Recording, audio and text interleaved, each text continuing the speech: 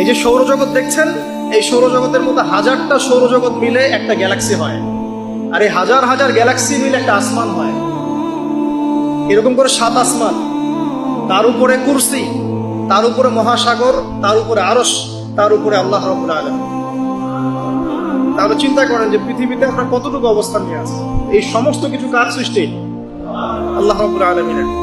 এখন সামনে আসেন, লাহু মা ফিস সামাওয়াতি ওয়া মা ফিল আরদ মান যাল্লাযী ইয়াশফাউ ইনদাহু ইল্লা বিইذনিহি। যার এত ক্ষমতা, যে আল্লাহ পাকের এত ক্ষমতা, আল্লাহ পাক বলেন কে আছে যে তার অনুমতি ছাড়া আল্লাহর সামনে সুপারিশ করতে পারে। এখান থেকে আমাদের আকীদার পরিষ্কার হওয়া দরকার আছে না? আমরা তো অনেক সময় মনে করি যে পীর সাহেব ধরেছি বাস জান্নাতে চলে যাবো, নাকি?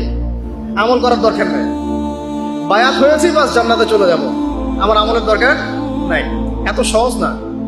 এই যে সৌরজগৎ দেখছেন, এই সৌরজগতের মধ্যে হাজারটা সৌরজগৎ মিলে একটা গ্যালাক্সি হয়, আর এই হাজার হাজার গ্যালাক্সি মিলে একটা আসমান হয়।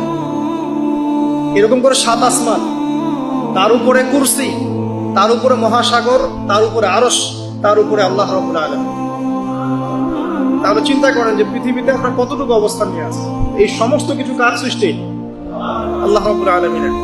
এখন সামনে আসেন, লাহু মা ফিস সামাওয়াতি ওয়া মা ফিল আরদ মান যাল্লাযী ইয়াশফাউ ইনদাহু ইল্লা বিইذনিহি। যার এত ক্ষমতা, যে আল্লাহ পাকের এত ক্ষমতা, আল্লাহ পাক বলেন কে আছে যে তার অনুমতি ছাড়া আল্লাহর সামনে সুপারিশ করতে পারে। এখান থেকে আমাদের আকীদার পরিষ্কার হওয়া দরকার আছে না? আমরা তো অনেক সময় মনে করি যে পীর সাহেব ধরেছি বাস জান্নাতে চলে যাবো, নাকি? আমল করার দরকার নাই। বায়াত হয়েছি বাস জান্নাতে চলে যাব, আমার আমলের দরকার নাই। এত সহজ না।